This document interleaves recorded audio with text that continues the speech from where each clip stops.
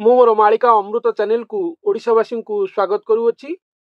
तेबे आज आमे से शिशुवेदरू ही शुणिबा कल्की लीलाखेल से महापुरुष बा से गुरु और स्वयं ठाकुर किभली भाव आसबे, किभली भाव से एकात्म हेबे, एकात्म होइकी निजर कल्की लीलाखेला धरापृष्ठ करिवे।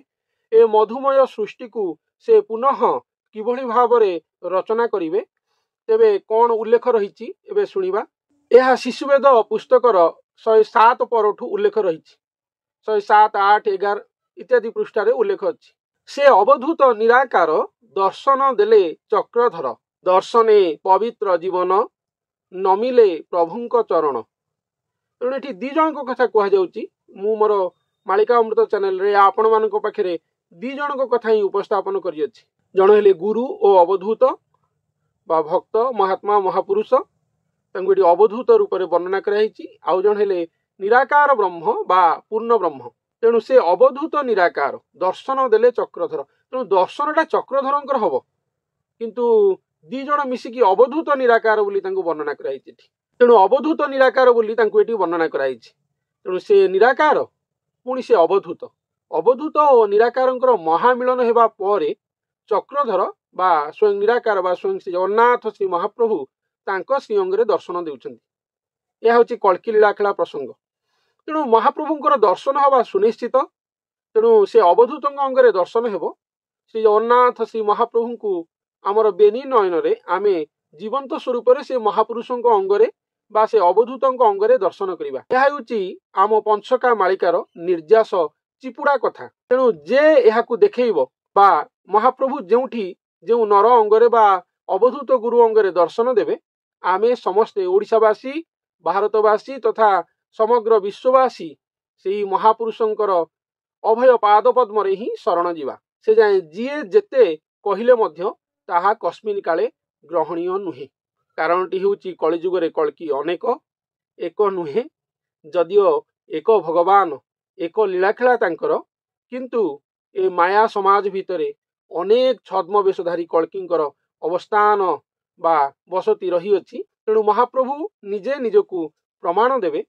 जेपरी सेतेबेले भक्त प्रहल्लादर डाकरारे महाप्रभु नृसिंह खंबरू बाहरी दर्शन देइथिले, ठीक सेहीपरि कलिजुग शेष समय रे सेही भक्त महाप्रहल्लादंकर महा डाकरारे स्वयं महाप्रभु श्री जगन्नाथ तांकरी देह खंबांगरू बाहरी दर्शन देवे। तेबे तांकु एटी भक्तरू उच्च कोटि स्तर रे वर्णना करा जायछि बा परवर्ती समय से गुरु होइचंती बा तांको अवधूत गुरु बोली वर्णना कराइछि। तेणु से अवधूत निराकार दर्शन देवे चक्रधर बा दर्शन देले चक्रधर, दर्शने पवित्र जीवन नमिले प्रभुंक चरण। तेणु दर्शन रे ही पवित्र जीवन हो। जेते भक्त समाज अछंती, साधु समाज अछंती, ए समग्र विश्व दर्शन रे ही पवित्र हो। से जेपर्यंत दर्शन न देइचंती 500-700 वर्ष हेलानी ए किंवदंती सेमती लेखा होकर रही। से महापुरुष बा से गुरुंकर पाद पद्म उपलक्षे ही यह लेखा अछि। तांकरी अर्थे ए कथामृत भविष्य मालिका शास्त्र रे वर्णना करा जाय। तुम्हर जन्म अटे धन्य ईश्वर ईश्वरी जीवन, तुम्हर जन्म अटे धन्य ईश्वर ईश्वरी जीवन, रचिब मधुमय सृष्टि अमृत जल हेब वृष्टि। तेणु एठी से महापुरुष बा से गुरु को कहा जाउछि जे तुमर जन्म हेउछि धन्य। काहेकि तुमर जन्म धन्य ना तुमर जन्म होची ईश्वर ईश्वरी जीवन। ठाकुर हेले स्वयं ईश्वर, जे परमात्मा बा महाब्रह्म सृष्टिकर्ता स्वयं निजे से हेले ईश्वर।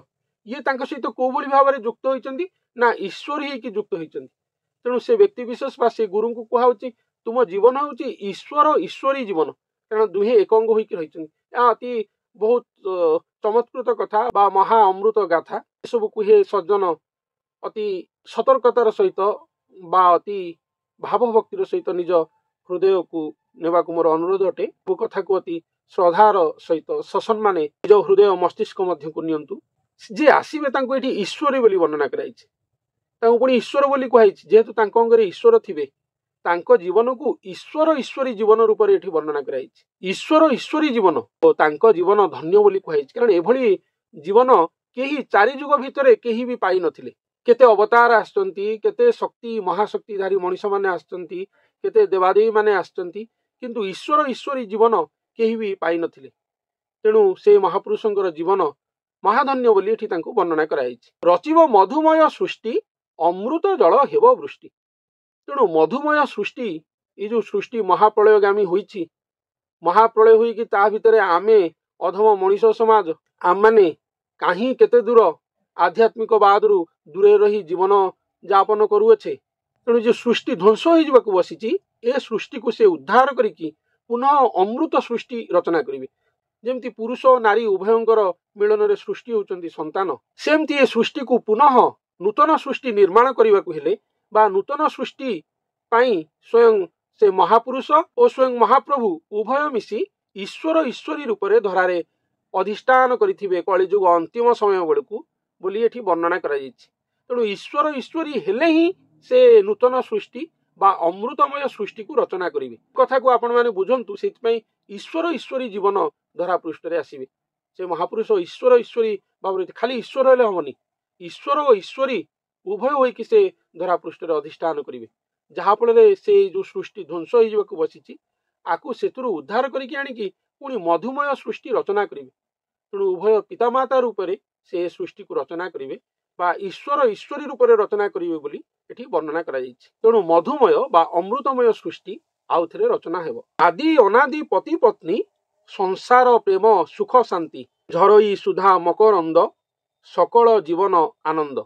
से जो आदि अनादि, तेणु से दिजण जो पति पत्नी बा ईश्वर ईश्वरी बोली कहा ईश्वर ईश्वरी बोली कहा जायछि। तेणु से दिजण हेले आदि अनादि, से माने ही पति पत्नी दुहे हेकि आछंती ए सृष्टि को नूतन सृष्टि बा मधुमय सृष्टि को रचना करबा पई। आदि अनादि पति पत्नी हेकि धरा पृष्ठ रे रहिले ही संसार प्रेम सुख शांति, एटा ही संसार जो प्रेम सुख शांति ए सब को फेरेबा पई उभय आदि अनादि एठी आसी पति पत्नी हेकि रहिबे। आमे समाज रे पति पत्नी हेकि शांति रे रहि पारुने, समाज भांगी जाउची, संसार भांगी जाउची, पति पत्नी सुख शांति रे रहि पारुने, सबुठी मनर अमेल घटुची, बहु स्थान रे घटुची। आमे स्टैटिस्टिक्स नेले वर्तमान समाज रे पति पत्नी को भितर बहु अमेल घटुची, किंतु एठी गोटे संसार गढ़िबा पई पति पत्नी वर्तमान समय रे मेल बहुत कम रहुची। खाली शारीरिक स्तर नुह, मानसिक स्तर रे सब स्तर रे परस्पर मिलन बा सुख शांति बहुत कम घटुची। किंतु एठी स्वयं भगवान सृष्टि भांगी जीवाकू बसीथिबा समय रे ही स्वयं भगवान निजे आसुचंती आदि अनादि रूप में पति पत्नी रूप में बा ईश्वर ईश्वरी रूप में आसिकी निजर सृष्टि को पुणी मधुमय सृष्टि रचना करिवे। यह हूँ बहुत बड़ कथा, बहुत अमृतमय उपाख्यान अटे। यह आमମାନଙ୍କର विचारधारा बा चिंताधारार बहु ऊर्ध्वर कथा ही अटे। जहाँ भी हो जेहेतु पुस्तक उल्लेख रही से सब कथा को आम माने बुझिबा, शुणिबा और शुणी आत्मसंतोष लाभ करिबा। आदि अनादि पति पत्नी संसार प्रेम सुख शांति झरई सुधा मकरंद सकल जीवन आनंद। तेणु आमे जो पति पत्नी होइकी ए संसार को अशांतिमय कर देइछे बा एटी शांति नाही, सेठी स्वयं आदि अनादि बा स्वयं भगवान निजे आसिकी आदि अनादि रूप में रहीकी संसार रे प्रेम आनंद सुख शांति की भरुचंती, ए संसार को नूतन सर्जना करुचंती।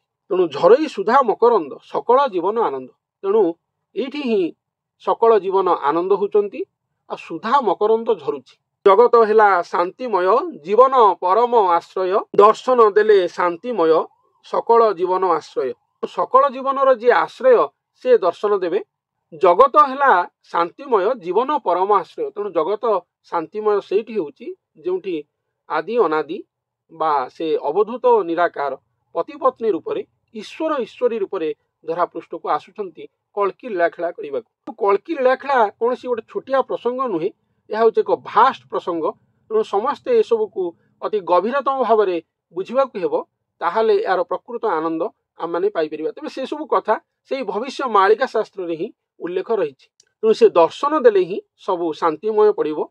आ से पति पत्नी रूप में ये आसवे संसार को प्रेम सुख शांति दवाई, पुणी मधुमय सृष्टि को रचना करने। से मकरंद पाने हरि आसवे नर तनु धरी देवंकु दुर्लभ शरीर मानव जन्म चक्रधर तिनि भुवने पूजनीय कहंती प्रभु दयामय। तेणु से नर तनु धरिकी पुणी आउ थे आसवे आ से तिनि भुवन में पूजनीय हेबे। से निराकार और अवधूत जो मिलनात्मक होगी नवकलवर होगी आसवे से तिनि भुवन में पूजनीय हेबे। आ देवंकु दुर्लभ शरीर, देवता मानक भी दुर्लभ होइतिबो, देवता माने भी जानी परिबे नहीं। आ मानव जन्म चक्रधर जी स्वयं भगवान निजे सी मानव जन्म धारण करेंगे कलिजुग अंतिम समय बेलू आ से मकरंद पाने हरि आसवे नर तनु धरी ये मकरंद पान करने से भक्तर अंगसंग हाँपाई बा से निराकार बा से अवधूतर अंगसंग हाँपाई स्वयं भगवान निजे आसवे आसिकी आदि अनादि रूप से ईश्वर ईश्वरी रूप से धरापृष्ठ लीलाखेला करेंगे। यार मूल कारण होचे से पुणी निजर सृष्टि को रचना करेंगे बा नूतन मधुमय सृष्टि रचना हेब उभयंकर महामिलन तेणु यही भाव में ही कलिजुग अंतिम समय बेलू स्वयं भगवान श्री जगन्नाथ श्री महाप्रभु निजर कल्कि लीलाखेला करेंगे धरापृष्ठ में। तेज एक नूतन अध्याय को आज आम मैंने श्रवण कले शिशुवेद पुस्तक तेज आज धन्यवाद।